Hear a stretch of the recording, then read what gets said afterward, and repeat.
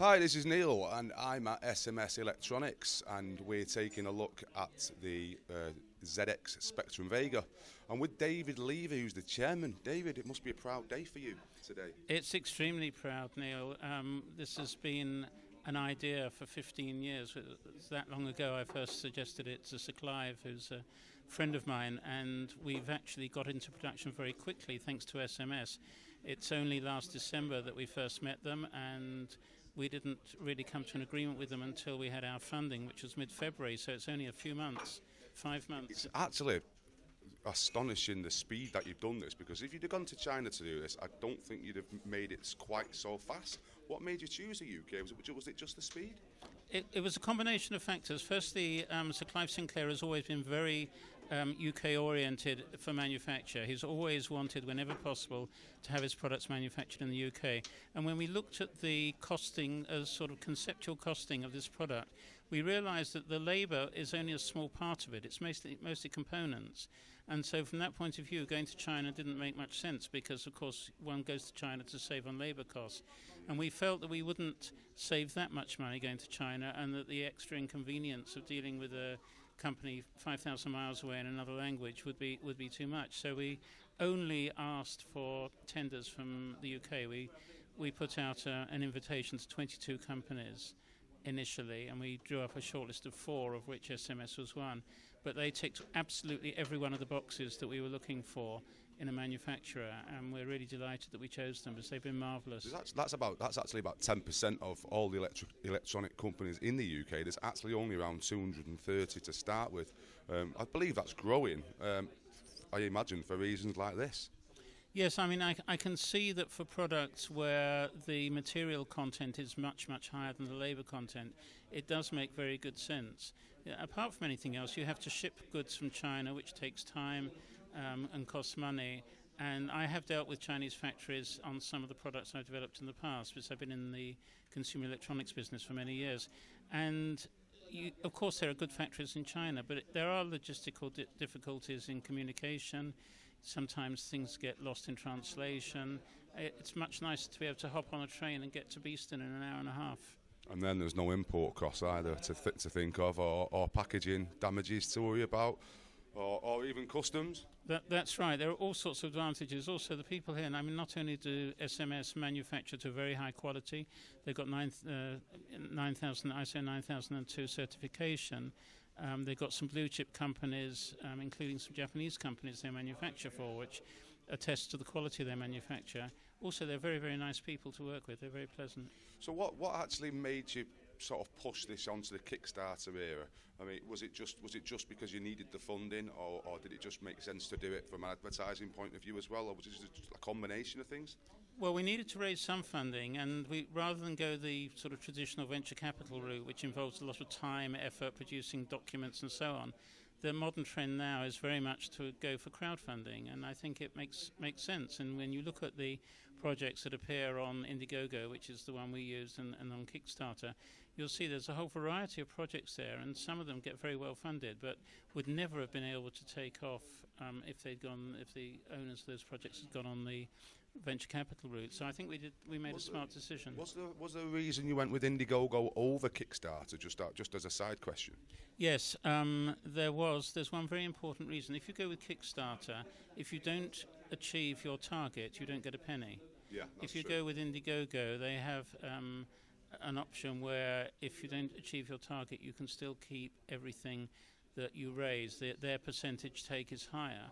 But we felt that if we thought that if we got near to our target, near enough to be able to start the project, maybe putting in some money on top of it, that it would be worth having. So we decided to go with Indiegogo, and we thought it would take us about 2 months, and we were absolutely astounded. It took less than 36 hours to get the money that we were after. You don't understand how many people like retro gaming and how many people like Spectrum in particular.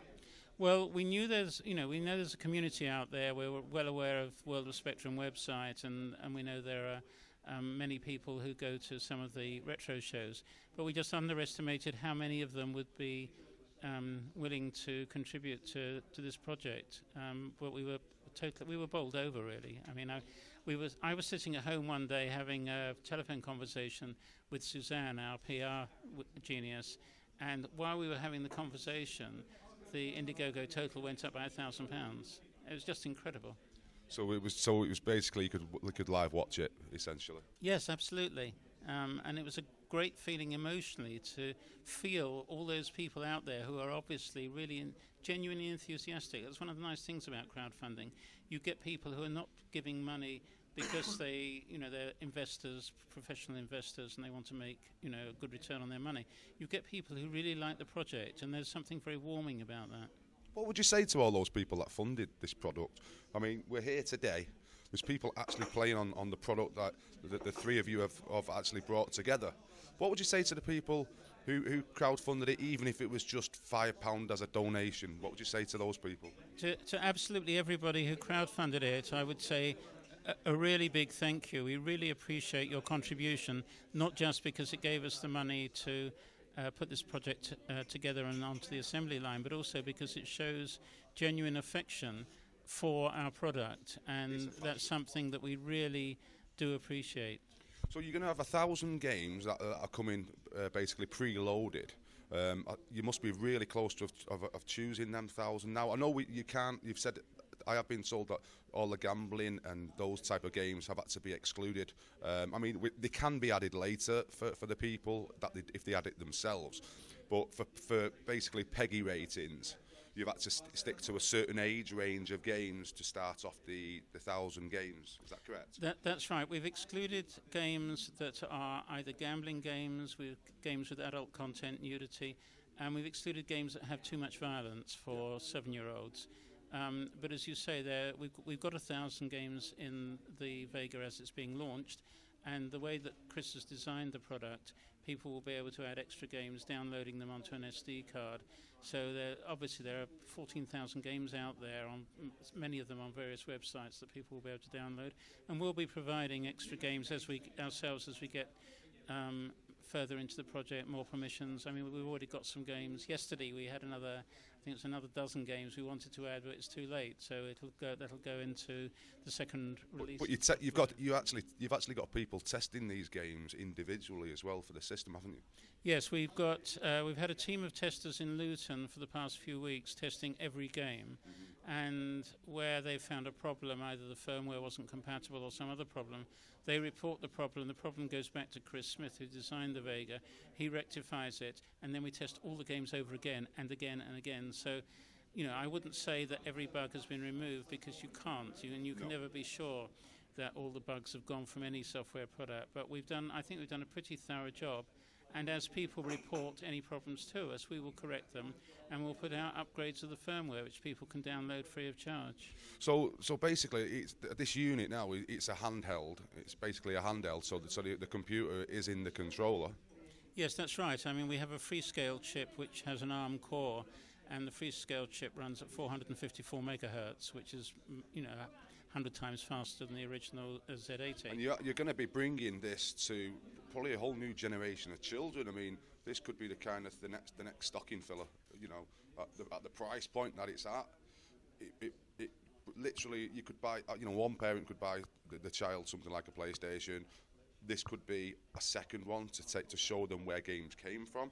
I mean, in a way, you're actually going to be teaching children on YouTube, Twitch, and all these other media streaming places. Does that get you a sense of pride as well, that you're actually bringing all the developers' work back to the forefront? Yes, it does, very much so, because I was in business, first of all, in the consumer electronics business, during the time when the Spectrum was launched and the ZX81 and all the other home computers of that era, and I very well remember all the activity going on in those days, and I hired a number of programmers who had taught themselves on those machines. And so I think we're sort of recreating a kind of era in British technology and British software technology that kind of sort of died a bit. There was a whole generation of young people who learned to code in those days, and as a result many of them continued and are today still professional programmers. But the interest in learning to code seemed to disappear for a while. It's coming back now, and I think with the Vega it's going to make it possible for more people to get into coding. We in fact are going to be launching our own educational activities to encourage and enable children to learn to code very, very shortly. I did see one comment from one of the one of the very early developers for the Spectrum saying he can't wait to get back to being an 80s homeboy. Yes, that's the kind of comment we've been getting on our website, and I think one or two of the comment. One person commented, "I can't wait to show my children the games I used to play," which is always going to be fun. Yes, it is, and I think the games a lot of the games. I mean, with the testers we've had playing these are university students who are obviously very experienced at playing with the Xbox and PlayStation and so on. But they found many of the games that are on the Vega also to be very enjoyable to play. And don't forget, dads, this is where you get to beat your kids at a game for once, not like Call of Duty. That's true, yes. I mean, the parents who actually had a Spectrum in the old days, they will have the experience necessary to win against their kids, at least for a while. The kids will probably catch on. They'll probably catch quickly, back up. but you know, at least it'll give the parents a chance to show the kids something. Yeah, it is a bit of nostalgia. So, where do you go from the Vega? I mean, you're basically giving the games free afterwards, and there's obviously other sources. Do you have anything else in mind now that you've seen that this project has worked so well? Yes, we do. We've already got in mind our second product, which we're expecting to announce at the end of this year, or January, when the Consumer Electronics show comes on in Las Vegas. We're hoping to have a working prototype of our second product there. I can't say anything about it. So we've literally got to wait for that then. Yes, but it'll be something that I think will be very interesting for the UK market and on a worldwide scale as well. And that's not all. We've been approached by someone who wants us to design and manufacture another product. So I think this is going to be the first of hopefully a long line of products that will appeal very much to the retro market as well as the new market. Brilliant. Well, we're going to go and play a little bit of the Vega now and jump back on those consoles.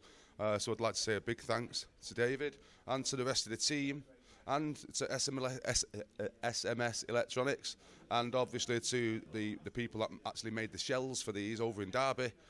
Well done, guys. We salute you. Thank you very much, Neil. It's nice talking to you. Thanks a lot, David. Cheers. Pleasure.